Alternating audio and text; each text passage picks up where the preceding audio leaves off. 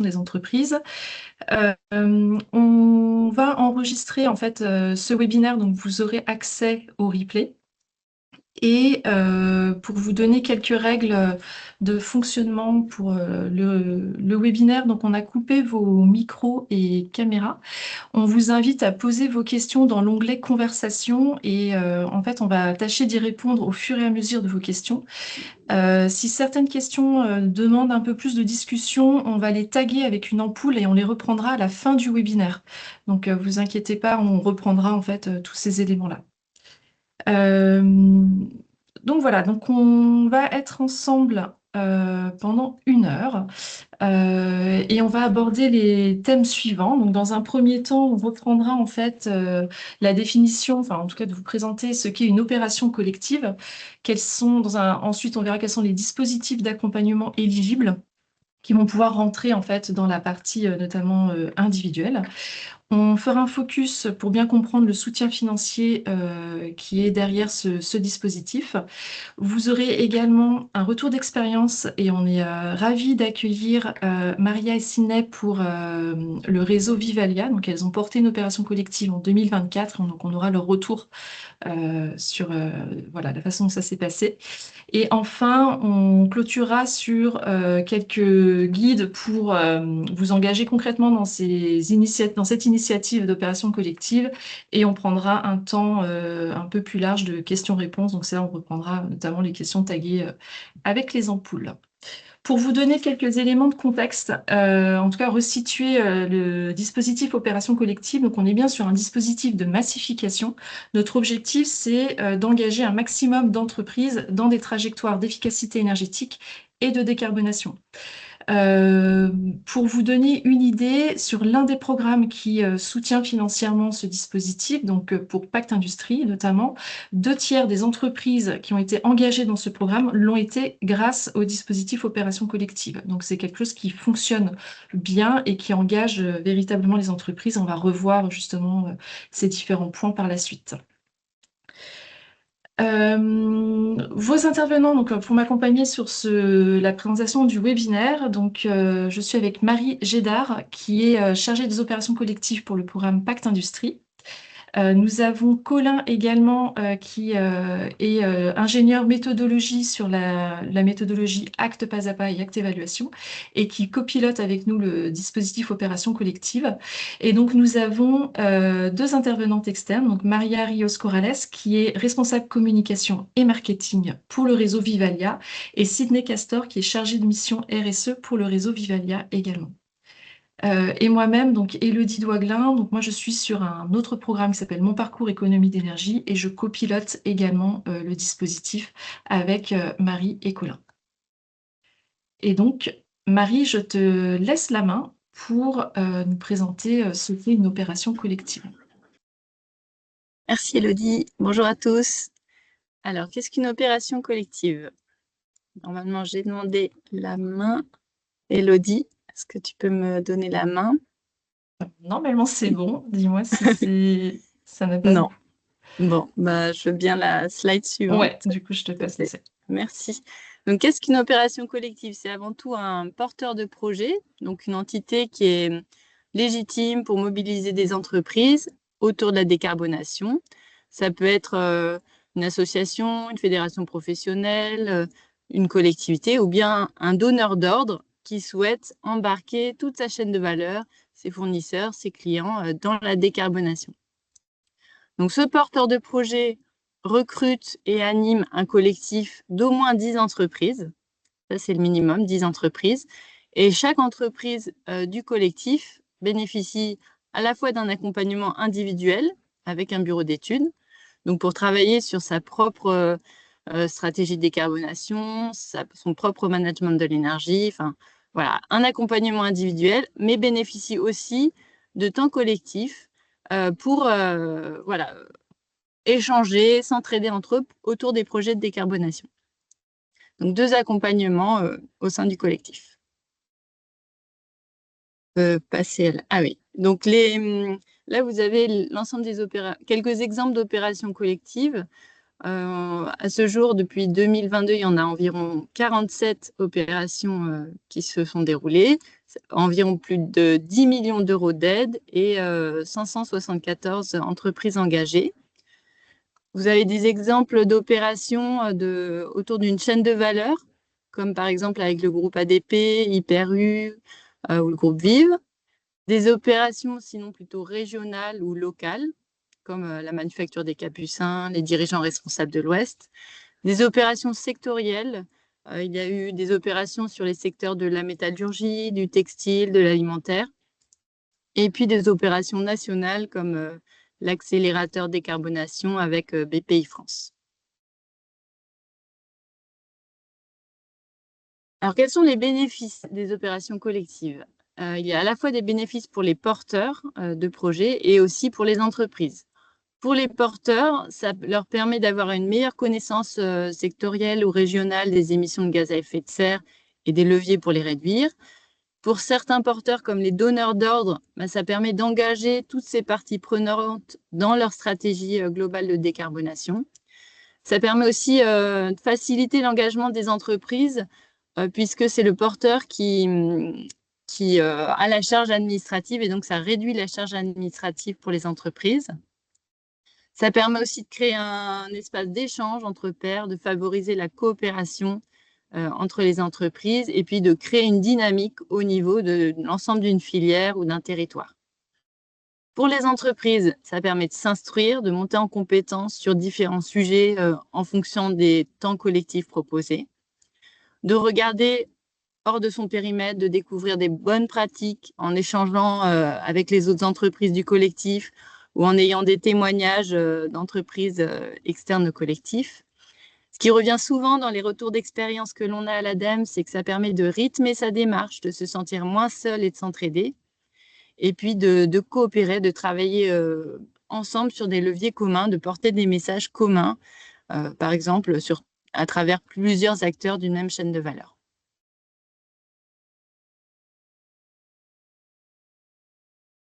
Alors, quels sont les dispositifs d'accompagnement éligibles pour les opérations collectives? Alors, on va parler d'abord des accompagnements individuels par un bureau d'études. Donc, il y a des dispositifs éligibles à toutes les entreprises, quel que soit le secteur d'activité. On verra ensuite que certains dispositifs sont uniquement éligibles pour des entreprises industrielles. Mais là, donc, acte pas à pas et acte évaluation, ce sont pour toutes les entreprises. Acte pas à pas, c'est un accompagnement qui va vous permettre d'élaborer votre stratégie de décarbonation, de vous projeter dans le futur à court, moyen, long terme, d'essayer de voir comment votre entreprise pourrait être pérenne dans un monde décarboné et puis d'embarquer toute votre direction, tout le CODIR. Acte évaluation, c'est plutôt quand vous avez déjà une stratégie de décarbonation et que vous souhaitez la challenger, voir quels sont les manques et être sûr que votre stratégie est bien alignée avec les accords de Paris. Donc, c'est un accompagnement plus court. Acte PAPA, c'est environ 20 à 30 jours sur 12 à 18 mois. Acte évaluation, c'est plutôt autour de 5-6 jours sur 3-4 mois. Ensuite, donc, il y a d'autres accompagnements individuels, là plutôt uniquement pour les entreprises industrielles, des audits énergétiques, des études d'opportunité pour identifier les meilleurs leviers pour faire évoluer votre mix énergétique. Des études combinées qui combinent à la fois un audit énergétique et une étude d'opportunité. Une trajectoire d'investissement bas carbone, là plutôt pour prioriser vos investissements sur les leviers énergétiques quand vous êtes c'est dans le cadre d'un groupe multisite. Et puis des coachings pour vous aider à financer vos projets d'économie d'énergie et de décarbonation. Donc là, vous avez l'ensemble des accompagnements individuels éligibles. Et à côté, il y a également donc un accompagnement collectif, une animation collective. Là, on vous a mis quelques exemples. Ça peut être 5 à 6 temps collectifs, du codev, des sensibilisations. L'ADEME laisse assez libre le porteur d'imaginer les temps collectifs tout au long du parcours. Et petite précision, les entreprises d'un même collectif ne sont pas obligées de faire tous le même parcours individuel. C'est vrai qu'on voit souvent des opérations collectives où toutes les entreprises ont choisi du acte pas à pas, Mais il existe aussi plusieurs opérations collectives où voilà, les entreprises ont des études différentes qui leur correspondent le mieux, enfin, qui correspondent le mieux à leurs besoins. Ok, merci Marie. Donc du coup, on a vu rapidement en fait ce qu'était une opération collective et les types d'accompagnement individuel et collectif qu'on pouvait inclure dans ce dispositif-là. On va voir maintenant comment en fait nous on vient soutenir ce dispositif. Donc ce qui est soutenu, ça va être à la fois l'accompagnement individuel d'une part et l'animation collective d'autre part, mais à différents niveaux. Sur l'accompagnement individuel, on prend vraiment en compte dans les coûts éligibles des coûts de prestations externes. C'est-à-dire que dans les dispositifs que Marie a présentés, on est bien sur des accompagnements qui font l'objet d'un cahier des charges assez précis. Et donc, cet accompagnement-là doit être réalisé par un bureau d'études qui va être formé et référencé sur nos méthodologies.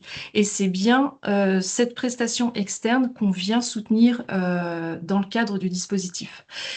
Cette prestation-là, on va définir ce qu'on appelle une assiette éligible, donc un plafond maximum. On va vous les présenter après, mais ça veut dire que pour chaque dispositif, on s'est basé sur le nombre de jours d'accompagnement et les coûts d'accompagnement observés par rapport à tout ce qu'on a pu voir, nous, dans nos expériences. Et donc ça permet vraiment d'avoir ce plafond max et sur lequel on vient appliquer un taux d'aide qui varie selon la taille de l'entreprise. Donc le taux d'aide, il oscille en fait de 60 à 80% en fonction de la taille, avec une petite subtilité, c'est que pour les entreprises, les grandes entreprises non industrielles, on va être sur un taux d'aide à 50%. Ensuite, on vient également soutenir la partie animation collective. Dans ce cas-là, ce qu'on va accompagner, les coûts éligibles, on va parler des coûts de prestations externes. Par exemple, si vous faites venir un expert sur une thématique en particulier lors d'un webinaire, lors d'une conférence, on pourra le prendre en compte. On vient prendre également des coûts de prestations de type location de salle, restauration, etc.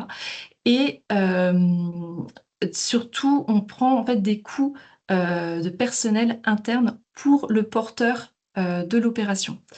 La subtilité, c'est qu'à ce stade aussi, on vient définir une assiette éligible maximum et elle ne doit pas représenter plus de 20% du coût total éligible du projet. C'est-à-dire qu'on vient additionner l'assiette éligible de l'accompagnement individuel plus l'assiette éligible de l'accompagnement collectif et il faut que la partie collective soit au maximum à 20% du budget total. Et donc, sur cette assiette éligible, on vient encore une fois appliquer un taux d'aide qui est de 70%. Le point important, quand vous déposez votre dossier sur la plateforme Agir, l'opération ne doit pas avoir démarré avant le dépôt de la demande d'aide, ce qui signifie que vous ne devez pas avoir contractualisé non plus avec qui que ce soit, en fait, avec les bureaux d'études à ce stade-là.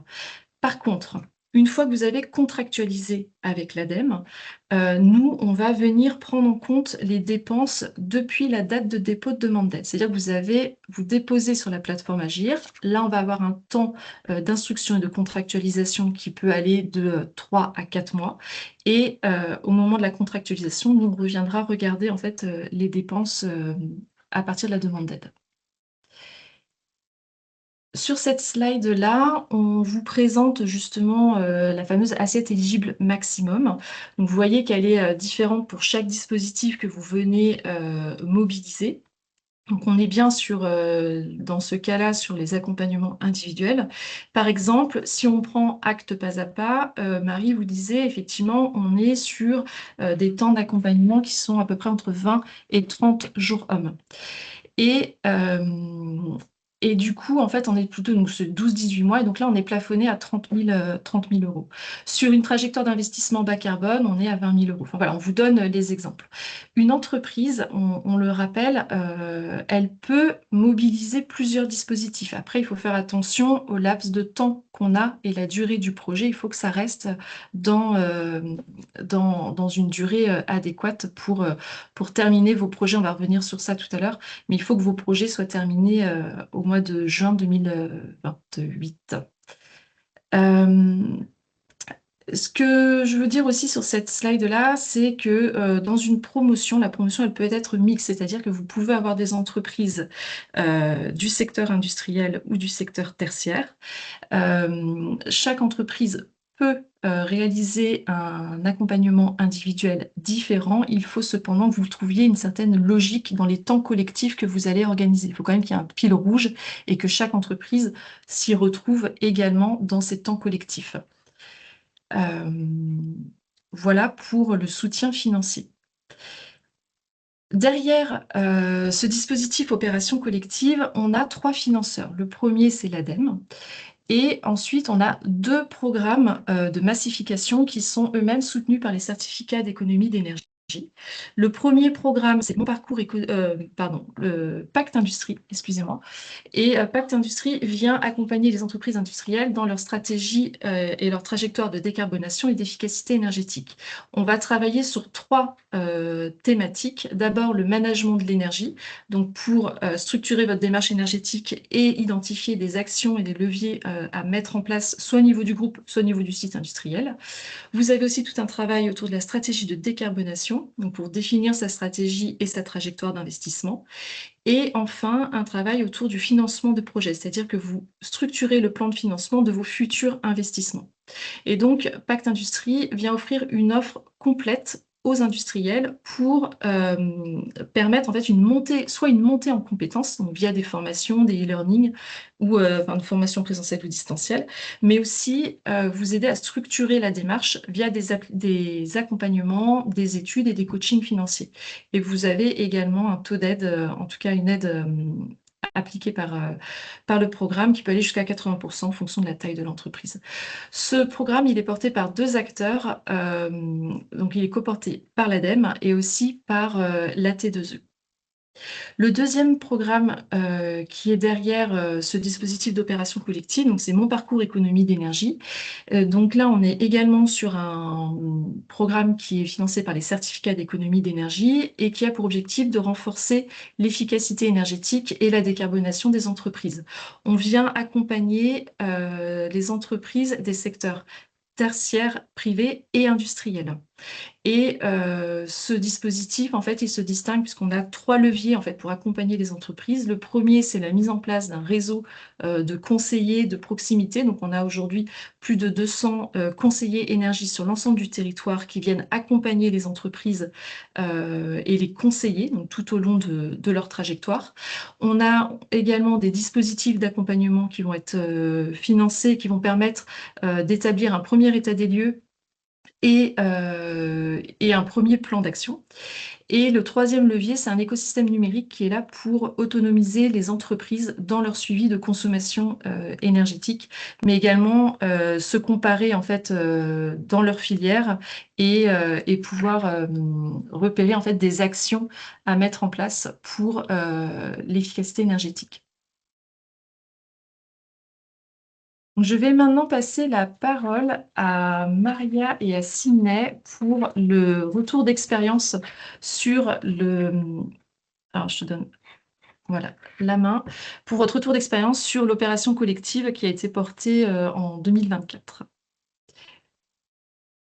Merci, bonjour à tous. Est-ce que j'ai la main?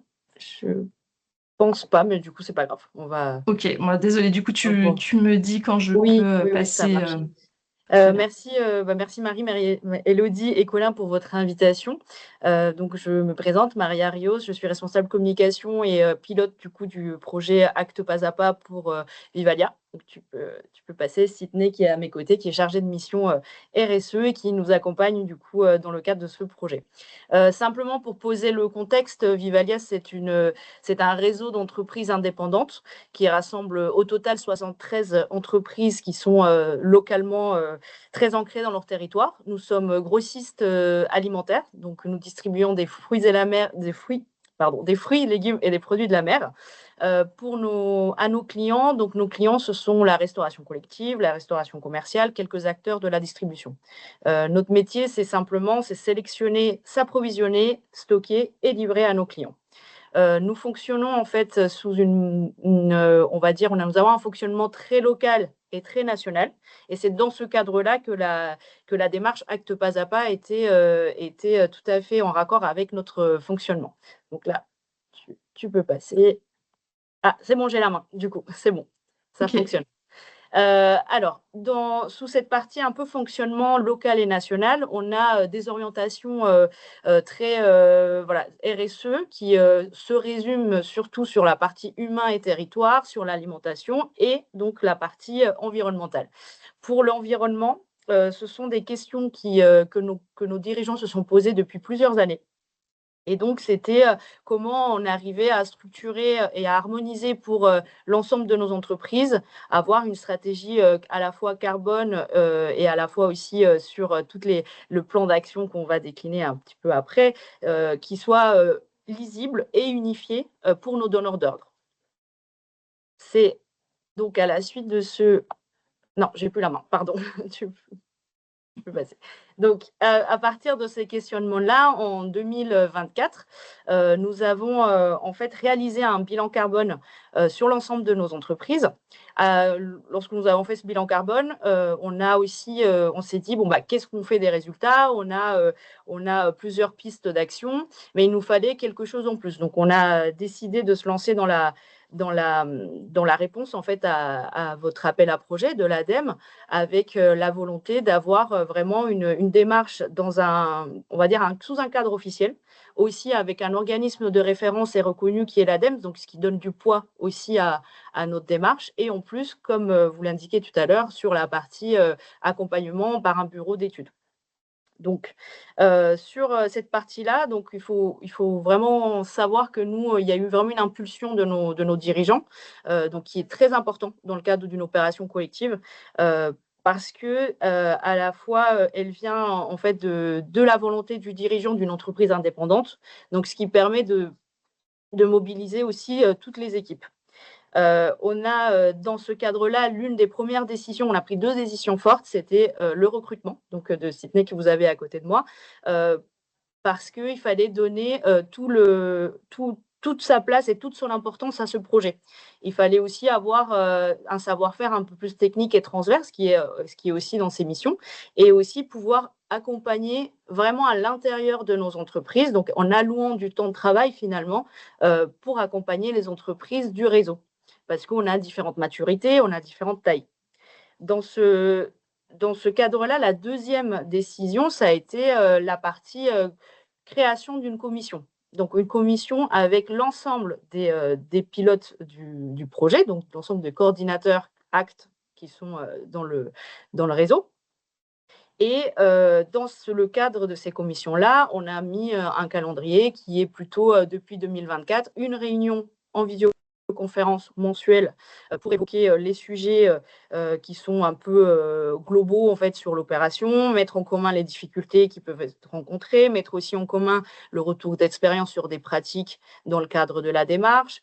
Ensuite, on a en novembre 2025, nous avons fait une commission en présentiel avec l'ensemble de nos coordinateurs, où nous avons en fait organisé des ateliers avec des ateliers de travail tout simplement en divisant les groupes. Et puis, on a à chaque fois dans cette commission un membre de la direction générale Vivalia et un membre du comité de pilotage qui est le porte-parole aussi au sein des différentes institutions, donc réunion, comité de pilotage, plénière, ce qu'on appelle nous la plénière, c'est l'ensemble de nos dirigeants réunis. Et donc on a toujours un porte-parole de la direction qui vient expliquer ce qui se passe pendant ces commissions et qui porte aussi les orientations stratégiques de la démarche.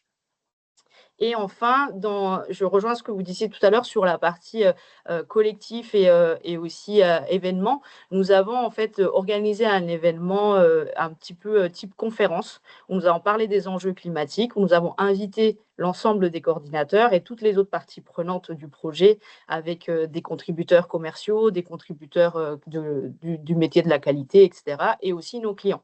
Ça a permis d'officialiser la démarche, mais surtout, ça a permis aussi de créer une autre dynamique qui est un peu plus événementielle et aussi qui permet d'avoir un cadre un peu moins un peu moins rigide, je dirais, ou rigoureux sur ce projet-là, qui peut être très technique à la fois, mais du coup, de vulgariser un petit peu dans un événement un peu plus public, ça permet aussi de valoriser le travail des équipes et aussi derrière de pouvoir travailler dans d'autres conditions une fois que c'est officialisé, etc. Ça porte un peu plus le mouvement. On peut passer. Et donc, un autre moyen de promotion, on va dire, de cette démarche, ça a été aussi le lien avec les enjeux très business ou terrain et pas seulement des enjeux environnementaux. C'est-à-dire que nous avons dans nos réunions nationales, donc comme je disais tout à l'heure, nationales et locales, où nous avons intégré plusieurs corps de métier dans des présentations axées sur les risques climatiques ou la partie un petit peu théorique sur la décarbonation. Nous les avons liés à des enjeux très commerciaux. C'est-à-dire que nous, pour nos clients, il est important de pouvoir avoir des partenaires qui font attention à leur impact parce que ça fait partie aussi de leur stratégie. Donc, on arrive aussi à sensibiliser l'ensemble des corps de métier avec, voilà, comment on a fait, on a soit des ateliers où on réunit les différents corps de métier et on fait une liste de risques, d'opportunités sur les risques environnementaux, où on a aussi, nous, fait une présentation justement sur des images un peu fortes, sur par exemple, des incendies, des inondations, etc. Le but était vraiment de faire prendre conscience à nos équipes. On peut passer. Et enfin, il y a 2 choses que nous avons mis en place aussi pour fédérer et capitaliser sur les équipes. Il y a aussi, un outil que nous avons appelé la grille de progression. Donc ça, on l'a mis en place avec le bureau d'études qui nous accompagne, qui permet de voir à chaque fois où chaque entreprise se situe. Donc là, c'est vraiment, de dire comment, à quel moment une entreprise du réseau a besoin d'un appui un peu plus fort et à quel moment on a besoin, du coup de mettre un petit coup d'accélérateur dans une ou l'autre entreprise. Ça nous a permis aussi de pouvoir, vraiment avoir un dialogue en toute transparence avec l'ADEME, parce qu'on a pu expliquer pourquoi certaines entreprises avaient un avancement différé par rapport aux autres et ce qui nous a permis du coup d'avoir, voilà, des recommandations plutôt, déjà très pertinentes et nous de pouvoir expliquer, parce qu'à certains moments, certaines entreprises peuvent avoir, une taille qui est différente dans le réseau, qui ont un pic d'activité aussi, à un moment donné et donc le projet peut être plus ou moins, peut plus ou moins avancer différemment. Pour, on va dire au global, ce qu'on retient et parce qu'on est en cours de finalisation aussi de ce projet, c'est de se dire c'est une démarche qui est structurée et aussi structurante, parce qu'en fait, ça donne, comme je disais tout à l'heure, une crédibilité à la stratégie de décarbonation. Ça pose une méthode de travail, ça pose aussi des rendez-vous réguliers avec les réunions mensuelles, etc. Et elle nous permet à la fois, nous, les équipes, mais aussi à nos dirigeants, d'avoir une projection. En fait, on se pose la question, justement, de se dire, OK, quelle entreprise j'ai envie d'être dans quelques années comment mon activité va impacter mon environnement. Aussi, on a des entreprises qui sont très familiales, donc quelle entreprise je vais laisser en transmission aux futures générations. Donc, tout ça, ça nous a permis de poser vraiment et de le formaliser, hein, de l'écrire, etc. Et donc, voilà, les défis à relever, c'est une organisation qui demande de la rigueur, c'est très minutieux avec le temps qui est alloué, parce qu'à la fois 18 mois, c'est long, mais ça peut être court aussi dans la vie d'une entreprise. Et ça nous permet aussi d'avoir pour nous, l'opération collective, en tout cas, ce qu'on est en train de finaliser, c'est un levier fort pour l'ensemble du collectif. C'est un levier pour trouver des solutions ensemble, pour voir les difficultés et créer de la valeur là où ça fonctionne pas, pouvoir tester des choses aussi. Et surtout, on est tous aussi d'accord pour dire, en tout cas chez nos coordinateurs, que ça nous permet de s'inscrire on va dire, dans un écosystème plus large. Donc là, je parle vraiment de tous les référentiels, les données scientifiques, les référentiels standards, etc. Ça permet de nous inscrire un peu plus large que notre propre périmètre et aussi de lancer un peu un dialogue sur ce qui existe vraiment et le terrain. Donc justement pour le terrain, c'est Sydney qui va juste vous expliquer comment ça se passe quand on est une entreprise dans une opération collective. Là, on peut passer. Merci. Bonjour à toutes et à tous, Sydney, chargée de mission RSE. Donc, pour donner du concret à ce que Maria a dit, donc, je vais vous faire un petit retour d'expérience. Donc, je vais parler au nom de l'entreprise Lorenzi. Donc, Lorenzi, qui est un membre historique du réseau Vivalia. Nous sommes une entreprise familiale, nous sommes grossistes en fruits et légumes uniquement. Et nous livrons aux grandes et moyennes surfaces, à la restauration commerciale et à la restauration collective via notre propre flotte. En 2024, sous l'impulsion du réseau, donc, on a réalisé notre premier bilan carbone sur les données 2023. Et toujours dans cette dynamique de groupe, nous avons participé donc, à l'appel à projet de qui est Acte Pas à Pas, via Vivalia. Au début, nous avions quelques appréhensions puisque voilà, nous n'étions pas familiers avec les termes de la RSE, du développement durable et encore moins des enjeux de durabilité. Mais on savait qu'on pouvait compter sur l'appui de Vivalia, l'appui de l'ADEME aussi, via la réactivité dont ils font preuve, et également sur le cabinet d'experts climat qui nous accompagne sur ce sujet-là.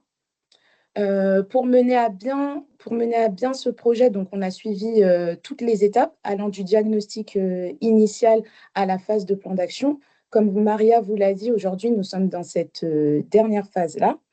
Et du coup, comme je vous l'ai dit, pour mener à bien ce projet-là, donc on s'est appuyé énormément sur notre réseau, sur les bonnes pratiques qui étaient mises chez les uns et les autres, allant d'une action simple comme par exemple la vérification des pneumatiques, pardon.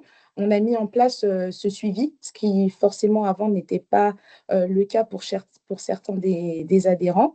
Et on a pu échanger aussi avec des membres du réseau sur les difficultés qu'on rencontrait, notamment pour réduire les émissions de gaz à effet de serre sur l'un de nos principaux postes qui est celui des approvisionnements.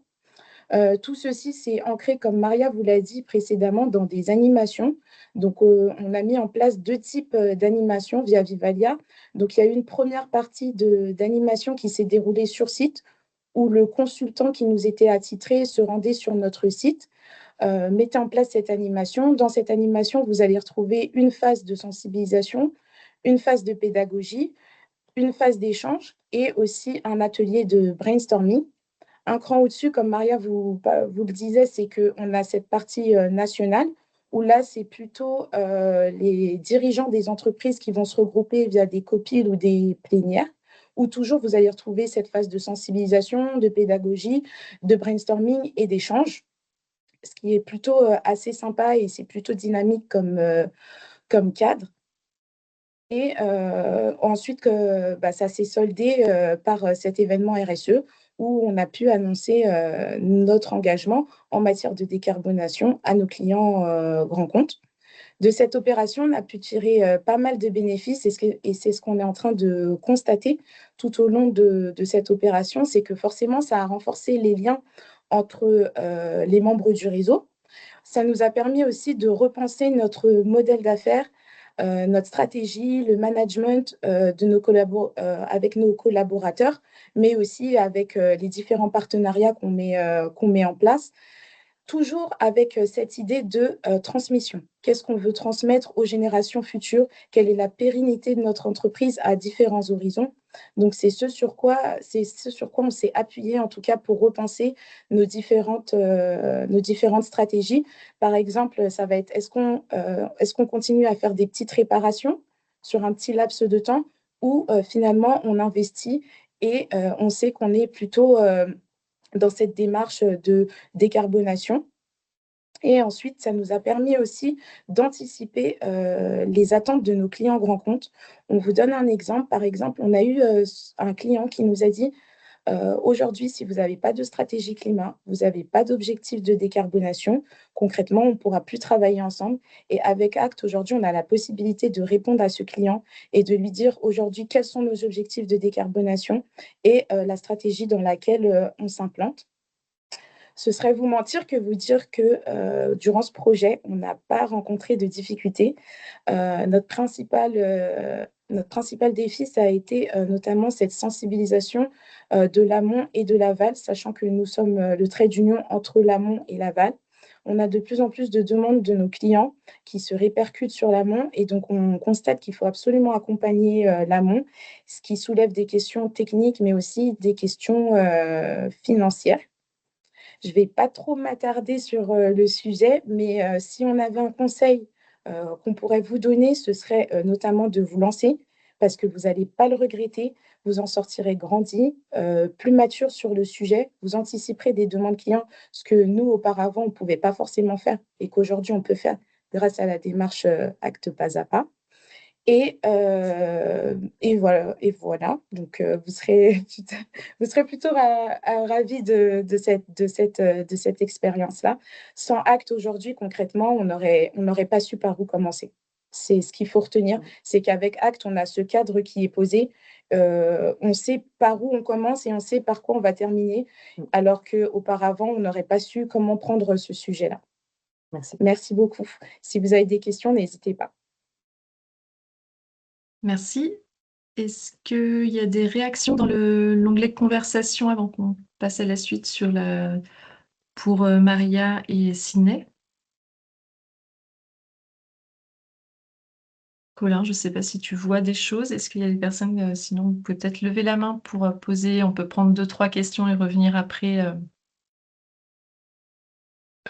Oui, alors j'ai vu qu'il y avait une question, je pense que c'est à destination de Vivalia. Alors c'était, pouvez-vous nous donner quelques exemples d'investissements de décarbonation réalisés dans le cadre de l'opération collective?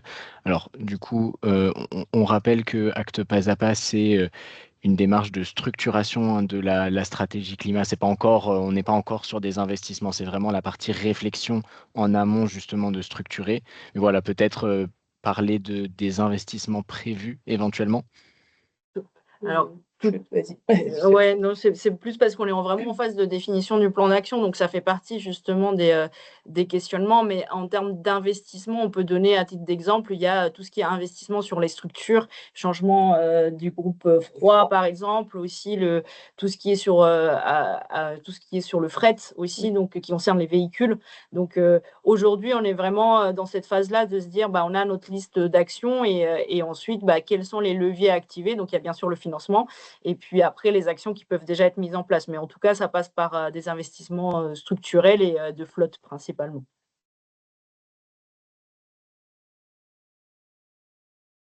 Ok, alors merci beaucoup. Marie, je te laisse continuer sur les dernières informations pour engager l'initiative Opération Collective.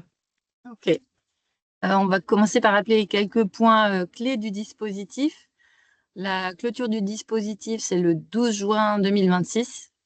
Vous n'êtes pas obligé d'attendre cette date avant de déposer votre dossier. C'est un dispositif cette année en gré à gré, donc on peut avoir des dépôts d'aide au fil de l'eau et on vous incite à le faire afin de fluidifier ensuite les instructions, nous de notre côté. Donc n'hésitez pas. Pour déposer votre demande d'aide, vous n'êtes pas obligé d'avoir déjà un projet complètement finalisé. On demande un minimum de 10 entreprises, mais pour le dépôt de la demande d'aide, il faut seulement 50%, donc 5 lettres d'intention. Vous aurez ensuite un peu plus de temps pour rechercher les 5 entreprises manquantes. Donc voilà, pour déposer l'aide, il faut avoir à peu près une idée fine du nombre d'entreprises de votre collectif, du nombre d'accompagnements souhaités, une idée aussi précise de l'animation collective que vous imaginez, le nombre de temps collectif, etc. Mais après, on est là à vos côtés aussi pour vous aider à finaliser précisément votre projet. Et après le 12 juin, on aura aussi du temps pour instruire votre dossier et finaliser complètement votre projet. Pour rappel, donc chaque entreprise doit se faire accompagner individuellement via un ou plusieurs dispositifs. On ne peut pas accepter un projet avec uniquement de l'animation collective. Ça, il faut bien que chaque entreprise du collectif choisisse aussi un accompagnement individuel. Point de vigilance aussi sur les calendriers, sur votre calendrier de projet. Votre projet devra être terminé le 15 mai 2028 au plus tard. Donc, sachant que certains accompagnements comme Acte Pas à Pas peuvent prendre du temps, entre 12 et 18 mois. Donc, soyez vigilants là-dessus. Voilà, pour que votre dossier pour que vous puissiez ensuite bien recevoir les subventions, il faut vraiment que votre projet se termine au 15 mai 2028. On vous a mis, vous aurez la présentation à la fin et on vous a mis donc le lien vers le site des opérations collectives et le contact générique. N'hésitez pas à nous contacter en amont de votre dépôt de demande d'aide si vous avez des questions. Et dans la suite de la présentation, on vous a mis aussi les contacts vers les équipes en région. Donc là, les équipes pour Pacte Industrie. Donc, sélectionnez le contact correspondant à votre territoire. Et par la suite, il y a aussi les équipes pour Mon Parcours Économie d'énergie.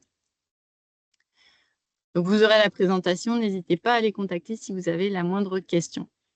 Et puis, vous pouvez nous contacter aussi, Élodie et moi, directement pour des opérations collectives plus nationales que sur un territoire particulier. Merci. On nous reste du coup 20 minutes pour prendre toutes vos questions-réponses. Questions, et nous, on apporte les réponses. Et donc, du coup, Colin, est-ce que je peux te laisser la main pour reprendre peut-être les questions qui ont été marquées avec l'ampoule et donc l'équipe, on va tâcher d'y répondre. Il y a Édouard également qui est présent, que je n'ai pas présenté, je m'en excuse. Donc, Édouard est le coordinateur du programme Pacte Industrie. Ouais, merci Élodie. Bonjour à toutes et tous. Je vais me permettre de reprendre les questions qui ont été posées dans le chat, donc toutes celles auxquelles on n'a pas répondu à l'écrit. Alors, il y en avait une première. Donc, une opération collective est-elle limitée à des entreprises françaises ou peut-elle s'appuyer sur des entreprises à l'étranger?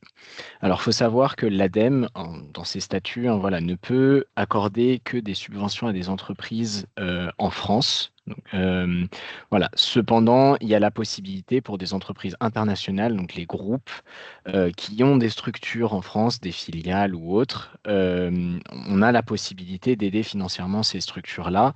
Par contre, ce qui est impératif, c'est que la partie en France, donc de ces groupes, fasse bien partie de l'accompagnement. Donc, on a la possibilité d'avoir des accompagnements plus larges pour le groupe ou une partie en Europe ou autre, mais la partie de la structure en France doit faire partie de cette opération collective et donc doit bénéficier des accompagnements associés. Donc, voilà pour la première question. Ensuite, il y avait, alors je reprends. Alors plutôt à destination d'Élodie, celle-ci, parcours économie d'énergie, qui sont les conseillers de proximité? Je vous laisse répondre. Oui, alors les conseillers, donc ce sont des conseillers énergie qui sont formés et outillés, sont souvent en fait dans donc des structures relais. On a plus de 90 structures relais sur le territoire. Et vous les trouverez, on a un annuaire sur le site internet de Mon Parcours Économie d'énergie. Donc je vous mettrai le lien dans la conversation. Les structures, on a beaucoup de structures chambres consulaires type CCI, CMA. On a quelques agences locales de l'énergie et du climat. On a aussi quelques fédérations qui peuvent par accueillir un conseiller énergie. Voilà, du coup, j'espère que ça répond. Il y a à peu près 200 conseillers actuellement sur l'ensemble du territoire. Merci beaucoup. Alors, il y a eu une autre question relative à une réponse que j'ai pu apporter en précisant qu'un bureau d'études ne pouvait pas être porteur d'une opération collective et il y avait la question de pourquoi. Alors, il y a deux raisons très simples à ça. La première, c'est une question de coût éligible, c'est-à-dire que pour le porteur de projet, les coûts éligibles sont les coûts internes, donc les coûts de salaire chargé non environné et non des coûts de prestation. Donc on n'a pas la possibilité de prendre en compte la marge pour l'attribution d'une subvention. Donc déjà, d'une part, ce serait pas avantageux, enfin ce serait pas économiquement viable pour un bureau d'études de porter une opération collective. Et la seconde raison, c'est que les bureaux d'études ne sont pas éligibles pour les financements qui proviennent du programme Mon Parcours Économie d'énergie. Donc, le programme Mon Parcours Économie d'énergie qui est financé via les certificats d'économie d'énergie. Et donc, les bureaux d'études sont exclus de cette cible-là. C'est pour cette raison-là que les bureaux d'études n'ont pas la possibilité de porter une opération collective.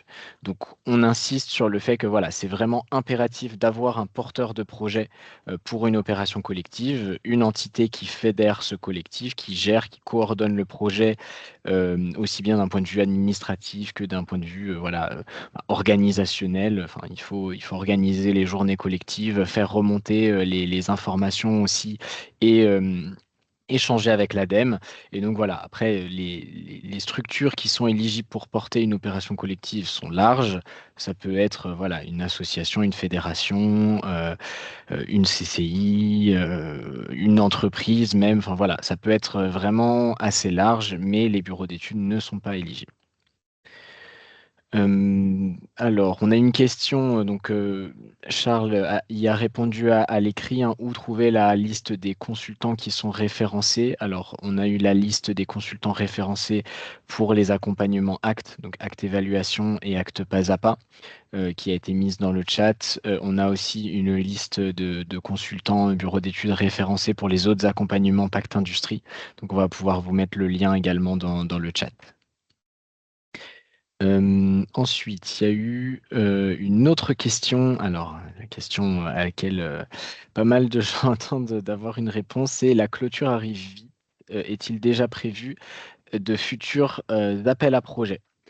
Alors, on n'a pas forcément la visibilité sur ce point-là, pour plusieurs raisons. Donc les appels à projets, comme vous avez pu le comprendre, ils sont, enfin, les financements qu'on peut obtenir, c'est des financements que l'on obtient grâce au programme Mon Parcours Économie d'énergie et le programme Pacte Industrie.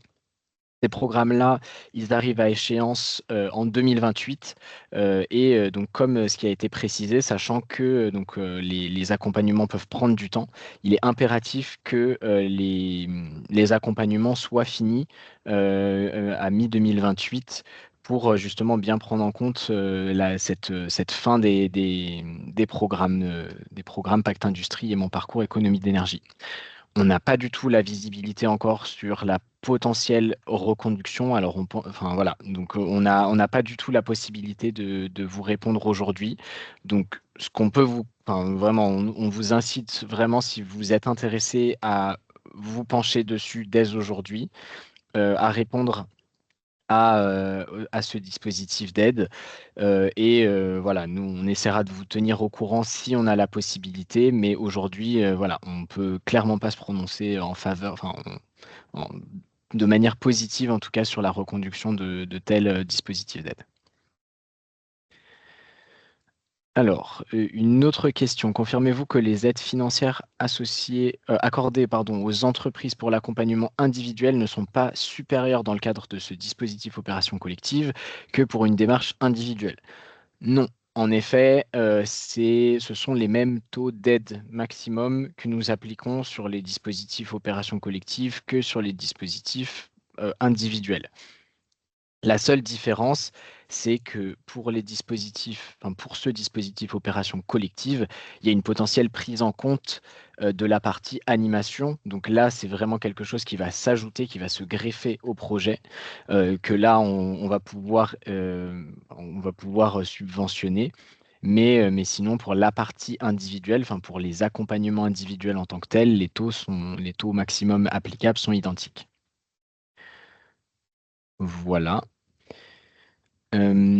Pouvez-vous rappeler que le DIAC CCI-LIS n'est pas suffisant pour être assimilé à une démarche bilan carbone comme le DIAC décarbonation pour entrer dans la démarche? En effet, et c'est une question qui est pas mal revenue, c'est pour la question des prérequis.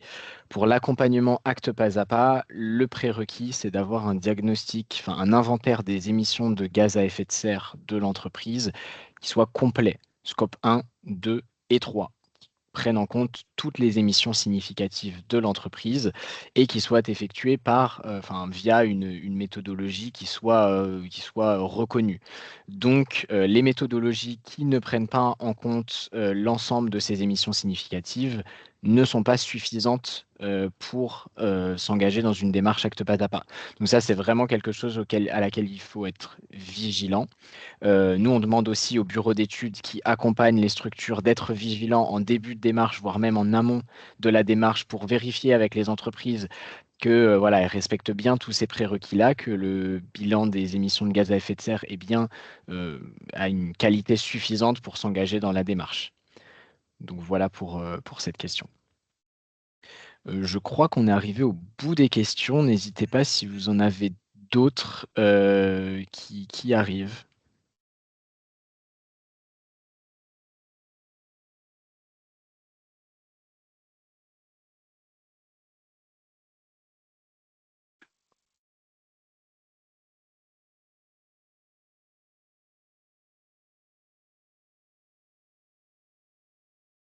C'est tout bon s'il n'y a pas d'autres questions. Vous êtes... Eh bien, on va pouvoir clôturer, sauf si quelqu'un veut une dernière levée de main, sinon on clôture. Ok. Eh bien, merci à tous, en tout cas, d'avoir participé au webinaire. N'hésitez pas à nous contacter, Marie ou moi-même, en tout cas en amont du dépôt, et on sera ravis de répondre si vous avez d'autres questions et voilà, intervenir à vos côtés. Un grand merci à Maria et Sinet pour votre présentation et d'avoir pris ce temps de retour d'expérience. Euh, voilà, merci à tous. On vous enverra du coup le replay. Très bonne Merci. journée. Merci Merci beaucoup. Bonne Au journée. revoir. Au revoir, bonne journée à tous. Au revoir.